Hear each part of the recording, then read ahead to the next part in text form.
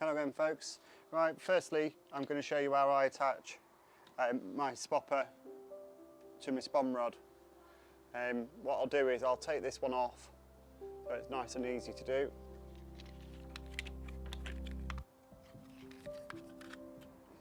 And as you can see, that's really easy to take off. So what I will do is just give myself a bit of line.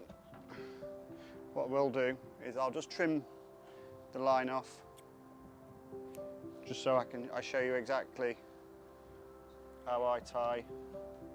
It's worth mentioning, on the Trent I like to use a very robust braid. I don't mess around with shock leaders or anything like that because I'm not really planning on casting long distance. A lot of it is fairly short work, so it's halfway across the river, which is probably 20 yards, 30 yards.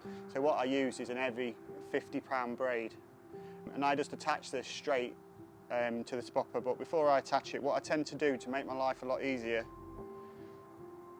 is having a fairly big loop and then literally do an overhand knot, turn it over, push it through, and this forms the figure of 8. Pull that down tight, and that forms a very big loop of line there, so I can easily pass it through.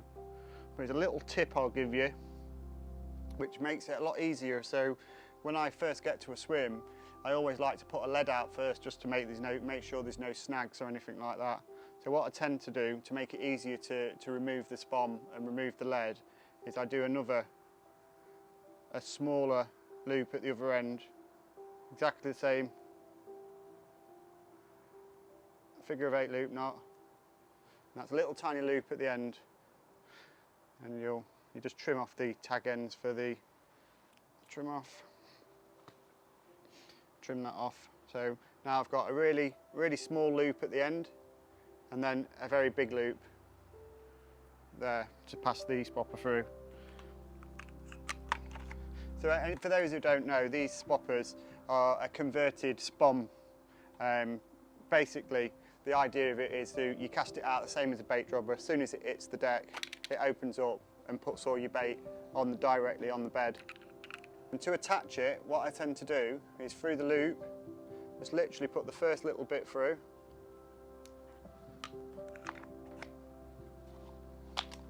So I've got it through the line, open up my first loop and pass it all back through and pull it down. Easy as that. That's attached now, ready to go. Perfect. And like I was saying earlier, just for me to make it easier to remove it, now you can see the tag end properly.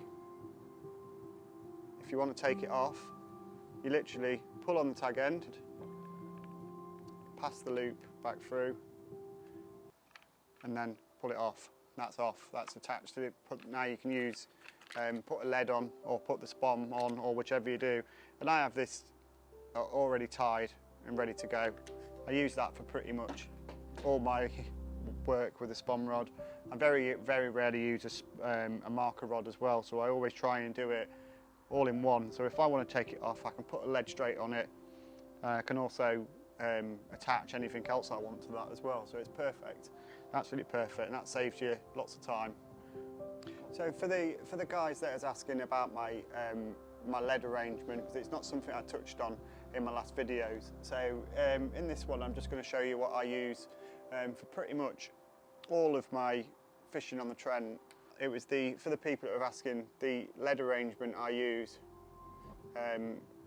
is just a normal lead clip arrangement with a smaller swivel in there, and I want it free running. So it's important for on the Trent especially, or in any river to be fair, that this is a low resistance. So obviously as soon as the fish takes it, it can run. Gives you lots of play there and gives you lots more indication as well. And it is just a little tiny, these are the Daiwa ends on lead clips. Comes with a little tail rubber, they all come in the packet. Comes with a tail rubber, you get your lead clip, and you get some swivels, and they all sit quite flush inside. So that's lovely, that's the setup anyway. Well, I hope that's answered all the questions that I've been getting from you guys. No fishing, unfortunately. The river season's closed, and due to COVID restrictions, there's nowhere local for me to fish, so that will be it for me for now.